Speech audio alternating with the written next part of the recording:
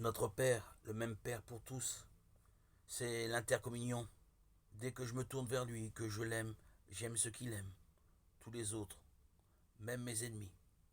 On sentira bien qu'on ne peut pas parler à telle personne de la même manière qu'à telle autre. Mais je me tourne vers mon Père, il est le Père de tous. Dès que je le touche par un acte d'amour, des rayons sortent de son cœur pour descendre sur tous les autres. Nous sommes un,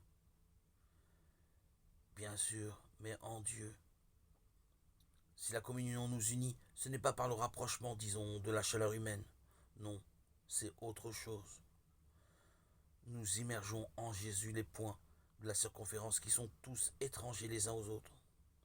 Et à mesure qu'ils s'approchent du centre, ils se fondent les uns dans les autres. C'est cela l'union vraiment divine de la communion, à la différence de tous les sens humains, trop humains, qu'on donne aux mots, hélas, trop répétés de communautaire. Quand Charles de Foucault, tout seul dans le désert, dit le Notre Père, ou quand tu es tout seul dans ta chambre priant dans le secret, c'est le contexte de saint Matthieu disant le Notre Père. Est-ce ou n'est-ce pas une prière communautaire? Oh, bien sûr, communautaire de la vraie communauté, qui est l'assemblée de Dieu. Qu'il soit béni, qu'il vienne le roi notre Seigneur. Il montre à tous les humbles la face du Sauveur. À lui sont en partage la gloire et le pouvoir, ce qu'à la fin des âges les peuples pourront voir. Qu'il soit béni, qu'il vienne le roi notre Seigneur.